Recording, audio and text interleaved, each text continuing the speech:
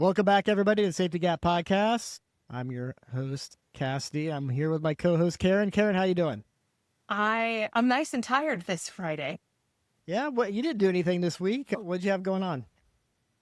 Coming off the heels of Innovation Day, a lot of prep, and then it's all over with, and then your body just kind of finally lets out all of that adrenaline. So it was a big adrenaline dump, but it was really fun. So we joke in the company that we call Karin one take Karin because every time she does a recording or anything live, it only takes one take. She nails it perfectly the first time. So you're spectacular as usual. So thank you. Thank you. The magic of the teleprompter. I feel like I've been training all my life for that, reading my CAD note and airing things. You don't really have much time to prepare to give information to officers on the radio. So just got to wing it. That's the secret to prep right there, I guess, is a career as in a 911 center. So Yeah, and so telecommunicators, you too can do work on a teleprompter. You've been training for it. well, let's welcome our guest, Ben. Ben, how you doing? I am well. Thank you both for having me. And one take, Karin. I don't know if this is going to be one take, Ben, but I'll certainly do my best. I'm sure you'll do great. So Ben, you work for Agero. I'd love to let's just dive right into that. Been a valued partner of ours for the last year. We'll get into like what that partnership looks like. But I'd love to hear a little bit about yourself, and if you don't mind sharing a little bit about Agero, that'd be wonderful to get things started. Yeah, absolutely. So I have the great privilege of leading Agero's roadside assistance and accident management businesses. And so what that means is we work with large insurance carriers and auto manufacturers in the U.S. when their customers need roadside assistance. So it could be as simple as a tow, the vehicle just won't start today, a battery jump, a lockout, a tire change, things of that nature. And then on the accident side, when folks get into accidents and their vehicles are not drivable, we help them ideally get the vehicle from the scene and take it right to where it needs to go, either a repair facility or a salvage yard.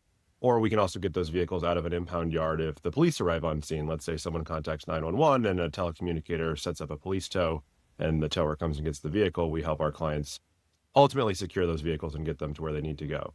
I've been here for about 6 years, and I'd say Agero is kind of one of those companies that's been around for over 50 years that almost no one's heard of before because we entirely white label our service. If you call through one of our auto client channels, we pick up the phone and say, this is such and such with pick your brand name roadside assistance service.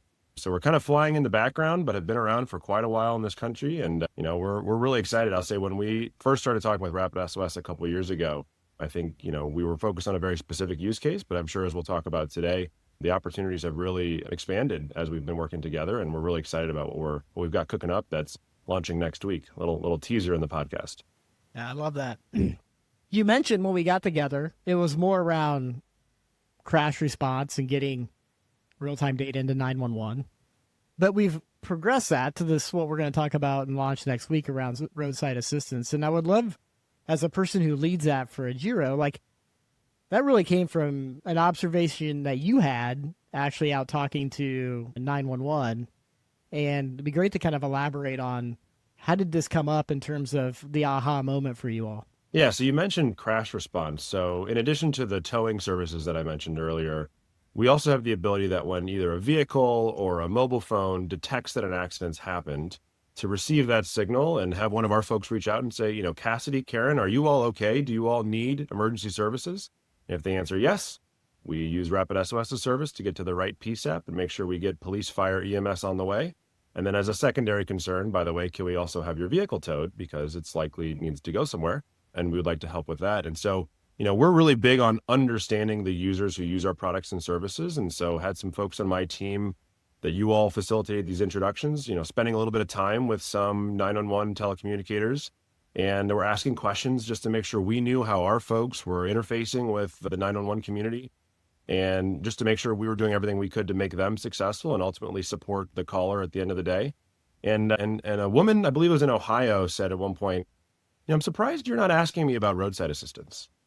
And we said, well, tell me more. Because she actually used to work at one of our insurance clients. And so she was actually familiar with Agero, the company no one's, we white label our service, right? And so she said, I'm surprised you're not asking me about roadside assistance. And she said, since I've been working at my center for several years, we get calls not that infrequently of people who just need roadside assistance. Sure, some are in true emergency situations, but it's not that insignificant, the amount of time that we get calls of folks who are just, their car won't start or they're in their driveway or, probably not what we would consider to be a true emergency situation. And you guys should really ask about that. And so we took that hint and we're very actively listening and said, well, let's go test that in some of our upcoming conversations. And lo and behold, every time we tested it, we get those calls. Oh yeah. And as we continue to test, and you all helped us with a survey, and I think you used one of your focus groups or one of your leadership councils, we were getting a pretty strong signal back from the community that there might be something here. And, to cut to the chase, we estimate this might happen between 1 and 2 million times a year at a national scale. And so this presents, a real opportunity to take what is a pretty disparate and, the whole spectrum of what different centers are doing when people call in with this particular non-emergency situation. And I think we believe, in partnering with RapidSOS, do it in a much, much more effective way. Awesome. So, Karin, I'd love your thoughts on this because I'm sure you're sitting here thinking, yeah, that happens all the time. So maybe, what's it like on the dispatch side of this? Like how often, 1 to 2 million times a year seems like a lot. Yeah. We spend a lot of time educating kids. If you're in an emergency, call 911. And so that's been happening for a really long time. But then you have an adult group. And the lines get a little bit blurred with what's an emergency and what isn't. The fact is that I need help and I don't know who to go to, so I'm going to call 911. And so if my car's not working, I have a flat tire, I don't know what to do. This is the number that I know, and so I'm going to reach out for help. And sometimes the challenge is that inside of the 911 center, if it's, for private purposes to unlock a vehicle or to, they need a private tow and it's not a police-related incident, we may not be able to recommend any particular company. And we may not have the time to be their Google or their formerly white pages that we used to have. And so the ability to then just send them a link and they self-service from there what their need is, get connected and get, those responses back directly. And it takes the 911 telecommunicator out of that loop back to emergencies. Boy, that sure is helping. And it happens so frequently. I mean, I could think of weather situations, right? Just general lockouts of vehicles, especially during weather season here in Colorado in the snow. We get a lot of folks that get stuck on the side of the highway. And then when a crash occurs, you may not have an area to pull over. So it causes major pileups and other issues down the road when those vehicles are stuck in the roadway, right off the side of the roadway. Yeah, it's funny when I heard this example a couple of years ago, I was driving down the interstate and I got a flat tire. And you sit there on the side of the road being like, what do I do now? Who do I call? And yeah, I guess I pulled out the phone and I started Googling local tow services. But I can imagine completely people saying, I'm going to call 911 because it's an emergency for me at that point in time. That's quite interesting. So what does this mean then? Like maybe Ben, walk us through like the experience from the consumer side of this versus maybe the way it works today. And then kind of what's it mean for your business too, in terms of like efficiency and so forth? Yeah, absolutely. So if someone calls today to a 911 center, the various sort of routes that we understand through a number of these interviews that these calls can take, it could be the telecommunicator stays on the line and they help you Google a tower near you. It could be that they have maybe a preferred list of local area providers that they work with. It could be that they simply say, we can't help you, please take care of this on your own. And even one location in the Northeast, we understand when there's a lockout, they may dispatch a police officer who will offer to break your window to help you get into your car. And so certainly there is a better way than having someone break your window. Well, now you have another vehicle. You've solved one vehicle problem. You've created a second. And so again, this is something we do all the time. So we, Agero, maybe one more stat on us, we do over 10 million of these events a year. We service every zip code of the United States. We work with 7 of the top 10 insurance carriers. I mean, this is what we do. And there really is an effective way to do this. And so to the experience and what will happen in a few states starting next week as we roll this out with the initial go live, is when someone calls in, there will be a simple button in the RapidSOS Unite platform available. It looks like a tow truck. When you click on it, there's a simple field that opens up that should already be pre-populated with the caller's phone number, but the opportunity to adjust it. And the telecommunicator can push a link to that caller that then gives them the opportunity on their smartphone to fill out a simple web form to tell us who you are, where are you located, what's going on with your vehicle, and we start the process. And so after you submit that request and pay the out-of-pocket expense, which, by the way, should be far more cost-effective for the caller than if they go through the sort of Google the tower near you route. They can then track their status on their smartphone. So it's similar to that sort of modern experience that everyone expects with their, pick your favorite ride-sharing app or your favorite line Food retailer. delivery. What's that? Food delivery. Exactly. Everything, right? Everything you can track the status of real time. Why should roadside assistance be any different? Well, it's not. And so that will be the experience now that goes live starting on May 20th in a few states. And we're really looking forward to seeing how that goes, to listening to our telecommunicator partners on how it's going and how else, what else can we do to make it even more effective. But I say the stat I heard at a dinner that RapidSOS hosted in San Francisco maybe 4 or 5 months ago was nationally there's about 240 million 911 calls a year. And the stat that was given back is, but maybe 60% of those or so are non-emergency. And so what can we do together in this, relatively small, but not insignificant use case to try to just make the telecommunicators, give them a more efficient means to help the caller, but then also to move on to the next call, which may be truly a more emergency type situation. And so we think we've got a pretty slick solution here. It's about 2 clicks, and then we take it from there. Yeah, what's cool about that is it obviously is helpful for the telecommunicator, but it's also helpful for the person who needs roadside assistance. Because I suppose, what happens? I fill out the form, and then I assume you have a network of locations behind that, and you're just routing it to the closest location. So, maybe explain exactly right. the back end of that. Yeah. Sure. So we partner with roughly 8,000 service providers around the country. So these are, generally small business owners who own and operate their own fleets of tow trucks and have their own drivers. And like I said, we cover every single zip code in the United States. And so depending on where the location is and what the service requested is, we then go to our Swoop dispatching platform, our proprietary homegrown platform, and it looks at the eligible service providers in the area and stack ranks them based on what we know about the job. So it's not only who's the closest, but also who's the closest and who do we think is most likely to do the best job. So because we do so much volume, we have a recent history on these service providers. And so folks who are performing really well, actually in a dynamic way, go to the top of the list versus maybe folks who a year ago were really good performers for us and have slipped for any reason. So again, this is much better than just give me your sort of yellow pages, who's near me. This is incorporating sort of real-time, recent performance data to get the best provider out there for that particular circumstance. It's really cool. I'm curious, how do you think about marketing this service? Or maybe we don't. Because on one hand, it's super beneficial, but on the other hand, I guess it could also lead to more 911 calls when people need roadside assistance. And I'm just thinking out loud, how do you get the word out? Or maybe you don't get the word out. Yeah, it is an interesting question and something that we've talked about internally. I'd say our initial focus is let's help the telecommunicators and let's help the callers on the side of the road.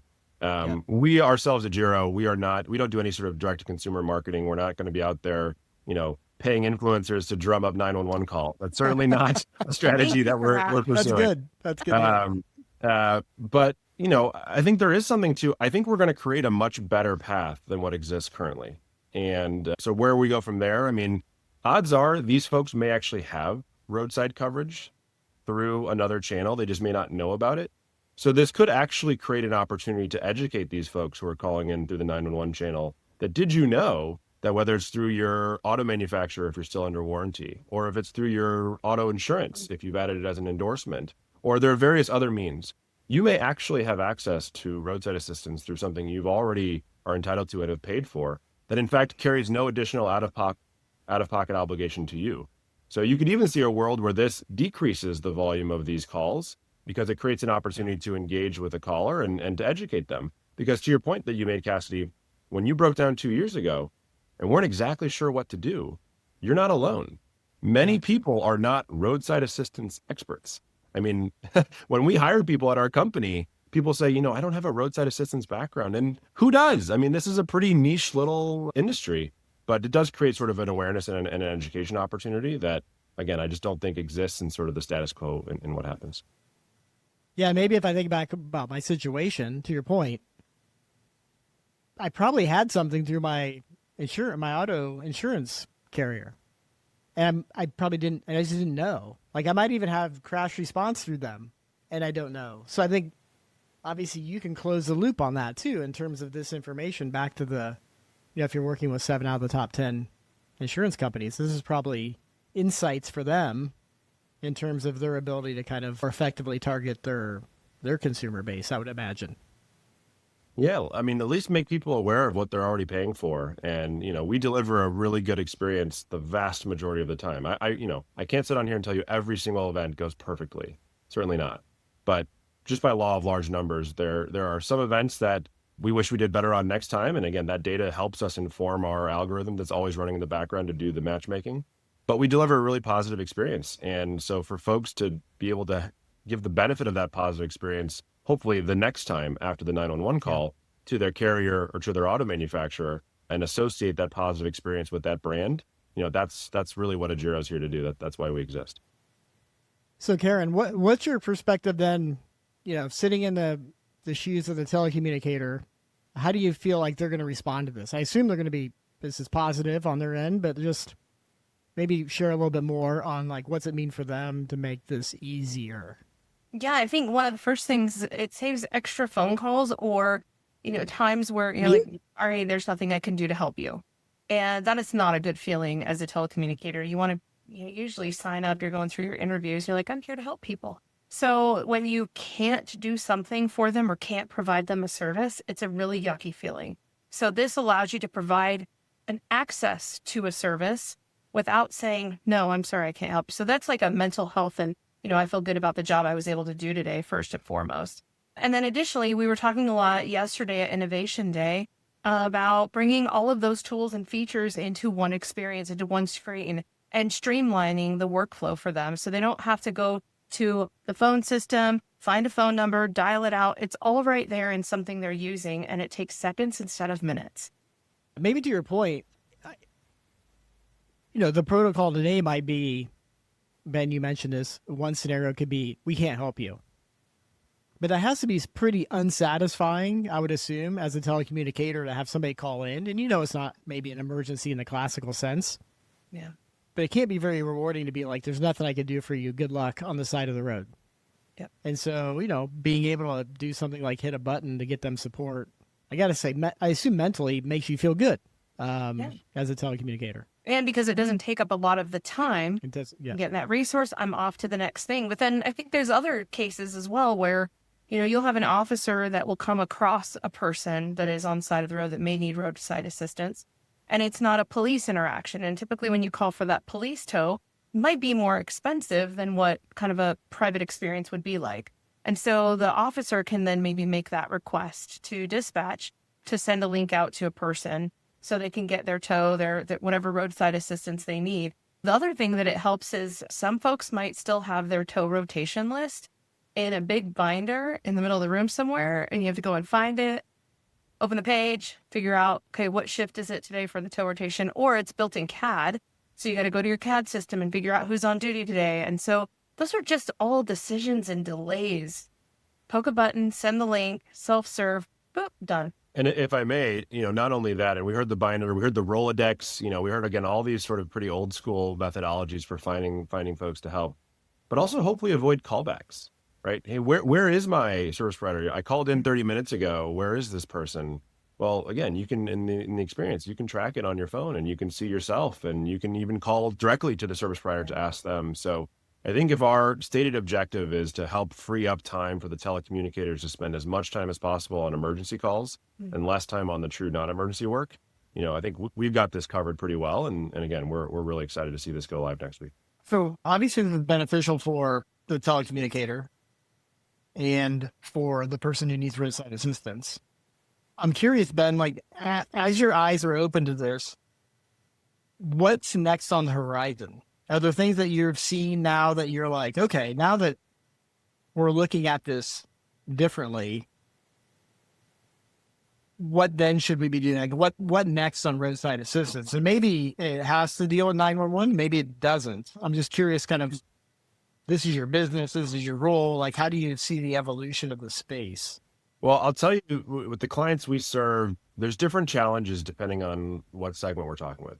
I'll say, as far as what's next on the 911 side, I'll get back to you after next week when we go live and we start to see what this looks like and we get some more insights.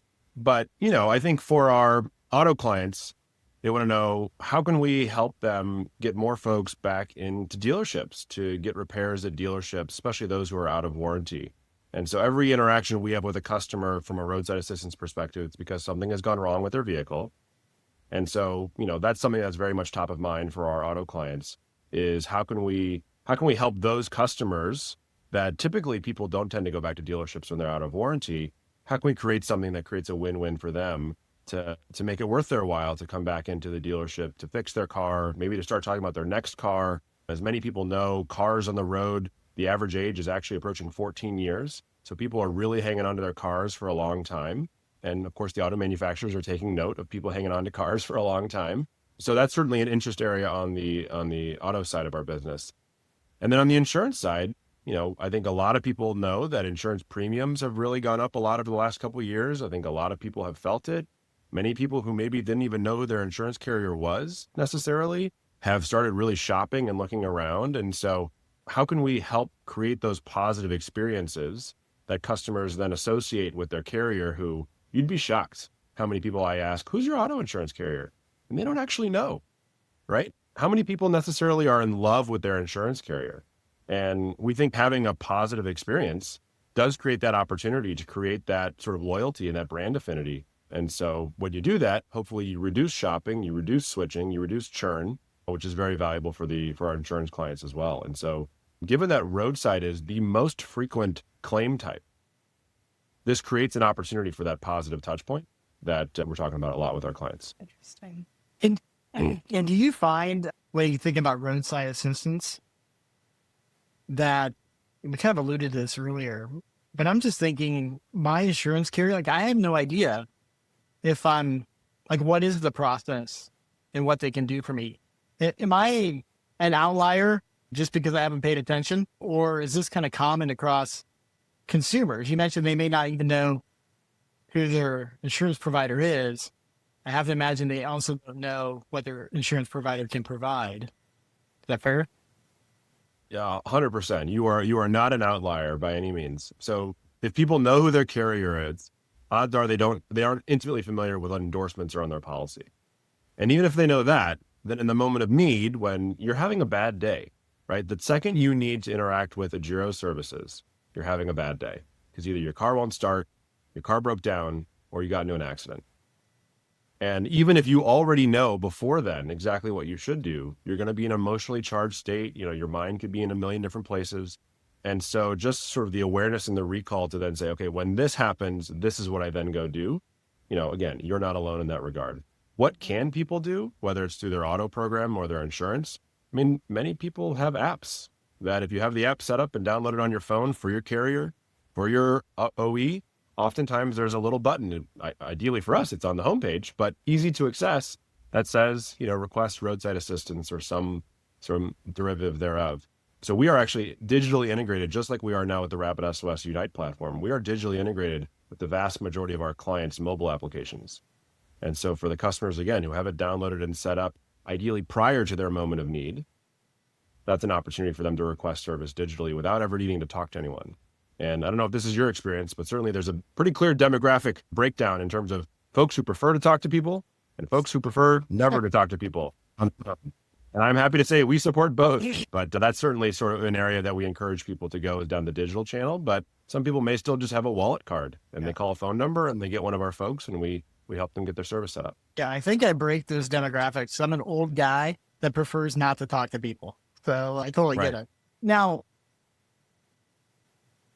there's also a cost benefit through this for everybody, right? So for example, I suppose if I'm using to get roadside assistance or if I'm in a crash, it's probably advantageous my insurance company knows about this and it's going through that channel versus some other tow truck comes and gets me or my car gets dragged to some shop. I'd love to so if I'm thinking from a consumer perspective, there's it's more efficient for myself. It's probably more economical for myself, I assume, if I use the proper channel, or am I just making that up? Well, no. So if you have coverage, certainly if you go through the insurance channel, if you have coverage, you've already paid for this. So whether it's roadside assistance or whether it's collision coverage, that includes a towing endorsement, you've already paid for this. So as part of your monthly premium, you are entitled to use this service. If you go through just Google your local tower or, through 911 channels today where they're happy to send someone to you, I'll send Bob's Towing to Cassidy's location. But as we've interviewed the 911 centers and said, well, what's that arrangement then look like between Bob's Towing and the caller? Well, that's between them. We don't get involved. Yeah. So, certainly don't want to cast any shade on the service provider community because it's a lot of really good, hardworking people. But that moment when you are vulnerable on the side of the road and someone shows up and you have no expectation yet of what you're supposed to pay, it just creates a very uncomfortable interaction that through this model that we're going live next week, there'll be an opportunity to just know what you're being asked to pay, submit your credit card payment, and that's it. There's no haggling, there's no negotiating, there's no extra charges. But to your original question, Cassidy, if you're already covered through one of these other mechanisms, through your insurance, through your auto manufacturer, you've already paid for that service. There should not be an out-of-pocket obligation. Now, the caveat there is unless you request a really long tow, and then in which case you may exceed your coverage limit and have some partially out-of-pocket obligation. But I think the simple answer is if you're already covered, usually no out-of-pocket obligation. Yeah. So if I'm already covered, no out-of-pocket obligation. If I'm not, though, I'm probably getting a good rate through you, through the link, because you're getting preferred rates through your network. And then if I'm not, then I'm probably personally, I can attest. I think I paid a minor fortune to just Google the local person. And you're right. It's like a very awkward conversation. Like, where are you? What's it going to cost? You get sticker shock. They're on the side of the road. And you're like, okay, I guess that's, I'm not going to call around and negotiate at that point. So. Right. Yeah. I mean, look, there's probably, we estimate 30 to 40,000 tow companies in the US. And I mentioned, roughly 8,000 of those are in our network. And that allows us to have good, solid coverage in every zip code around the US. So the towers that have chosen to be part of the Agero network are those that I think value the volume and the consistency. And as you might imagine, are in exchange willing to accept slightly lower rates than what they would get if they went through other channels. And so we're able to pass on some of those savings to callers through this mechanism. And, we do believe we'll be able to offer certainly a more competitive rate than what folks would be able to get if they were just sort of dialing for dollars, so to speak, or Googling local towers. And so if I circle back to the service that we're rolling out together here shortly, let's talk a little bit more about. So is it going to be all 50 states? Like, where do you operate? I'd love to just kind of get a little bit more color on your network and kind of rolling this out. Yeah. So starting on May 20th, we're going live in 3 states, in Georgia, in Tennessee, and in North Carolina, and 400 ECCs across those 3 states. We even have a little competition internally to try to guess which state do we think we're going to see the first call roll in from. But we're going to start there and make sure that what we're all really excited about works really well, is smooth, is easy, is accomplishing our goals for the ECC, the PSAP community, and then look to expand from there. I mean, we do certainly have ambitions to partner and get this feature live in all of the ECCs that are a part of the Unite platform. And, the question will be sort of, what do we learn along the way? And what do we need to improve? And, very much in terms of testing, learning, iterating quickly. That's how we're approaching this. And again, just the fact that through all these interviews and through all these focus groups and through all the surveys that you all facilitated, we just kept hearing that, no, this is a thing. This, there is a need for this. We're just excited to go live and see what we learn. I have to ask you, where's the money right now on which state has the first call or maybe the most tows? Or are you not willing to put that, you don't want to make that public? Oh, I may be a little biased because you all sent us some call data. So I think we know how many calls we can expect, and you could probably hedge your bets that way. But I've got Georgia as the first state. I think Georgia will be where we see our first call. All right, Georgia friends. Karin, are you going to weigh in or no? You know all these states. I do know all these states. I'm not going to weigh in. I got to feel this out a little bit still. Well, there's 3 of us and there's 3 states. I'm going Tennessee. I have Tennessee. You have North Carolina, Karin. So. All right, let's go North Carolinians. Well, that's great. We're excited for this. I think this will be an excellent experience, and so we're looking forward to it. Ben, I know I pressed you on this a little bit earlier, but if you look forward to we have this out the rollout's gone well. We're in all these ECCs. How do you envision this kind of changes your business, kind of how consumers think about this? Like what's like good look like for you? Like I'm sure when you put together the case internally to do this, you had a vision in mind of what this meant for your customers and for your company. And, without getting into a lot of detail, kind of how do you think about that in Agero? Yeah, I mean, I think simply put, this gives us the opportunity to help more people. So our network, the service providers that we work with that are an incredibly important constituency for us, are hungry for volume. They're hungry for more work. And so the more that we can do to bring them more calls, more opportunities to keep their trucks running, that's good for them. It's good for us. And we believe it will be good for the public safety community as well. I will say something that we're looking forward to, let's say farther down the road, is, well, besides just the normal non-emergency roadside calls that come in, are there other opportunities as well, right? We know that there's private property towing. Someone's blocking my driveway. Someone's in the lot that shouldn't be there. We know that there are, certainly there are the traditional police calls where the police arrive on scene, and maybe our clients don't even know that one of their covered vehicles has been in an accident. There are certainly opportunities where the public safety community knows things that is very interesting and valuable to the clients that we serve. And, to the extent that we can hopefully get some traction and figure out ways to create these sort of win-win-wins that I think totally exist here in this non-emergency roadside use case, that's very interesting. Yeah, I had to throw myself under the bus a little bit when I was in dispatch. There are times I'm working the data channel, which is where all of the tow requests would come when an accident occurs. And you're multitasking and you're doing so many different things for so many different people. There are times where they're like, hey, we need a tow at this location, this crash. And you forget to call the tow. And then they get back on the radio like 20 minutes later and they're like, do you have an ETA on that tow? Forgot to call him. So I totally see the ability to like streamline that process and not forget to call the tow, which then we get our officers back out on the road faster. We get that citizen, their experience handled so that they've got their car going where it needs to go. So yeah, I know that there's a lot of folks that probably forget to call tows. So we got maybe a solution potential for you. Yeah, and look, we could even have the little tow truck location on the map so they can see in real time. I mean, again, this is 2025, but I think in this particular use case, we kind of operate like it's 1995, and Yes. there's a much better way that is here and now, and we're excited to see how it goes. So Ben, one question is, like, we're talking about non-emergency tows here. How do you foresee the evolution of emergency tow? Like, so, you have the crash response, so you have the integration with us.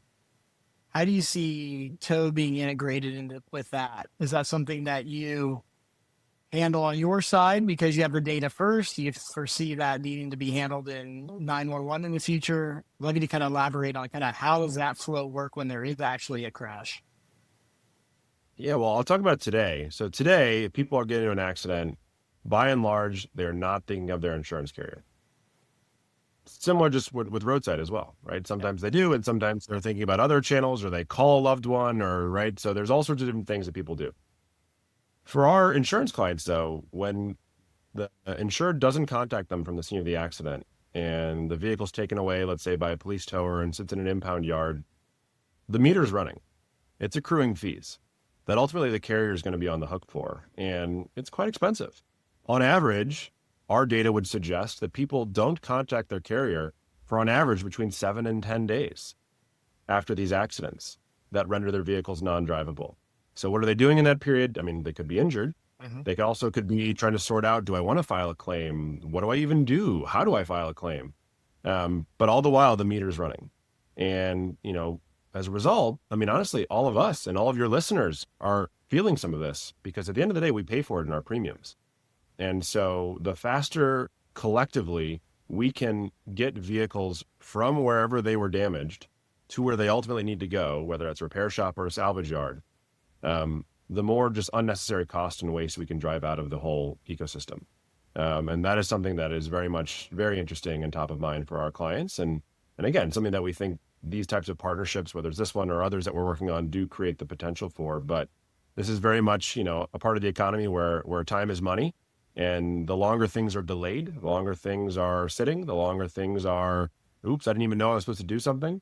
It just sort of the meter's running. So Yeah, I think in the emergency tow situation, it's interesting. If somebody goes to the hospital, the police department tows their vehicle, they may not even know where that car has gone for days until they get out. So in that sense, the ability to notify not only the person, the responsible owner, and maybe their spouse or somebody else that's on the title so that they can get that car out of impound faster. Again, that saves money for them. and also it creates an opportunity to just help the caller navigate this process. We just did a consumer That's cool. benchmarking study of 1,300 people to ask them, what did you do when you got into an accident within the last 2 years? And again, they're just all over the place because fortunately, hopefully, many of us are not accident experts, right? You don't have this experience all that often. And so just the faster you get that signal, the faster you're able to act on it, the faster you can help the person navigate that process. Not only are there sort of dollar savings, but there's also just sort of consumer or customer experience benefits as well. Because it is just sort of one of those things that, fortunately, we don't all experience all that often. And when you do, there's a bunch of reasons why you may not be thinking clearly and rationally. Yeah. So And car accidents are one of the scary experiences people go through. exactly right.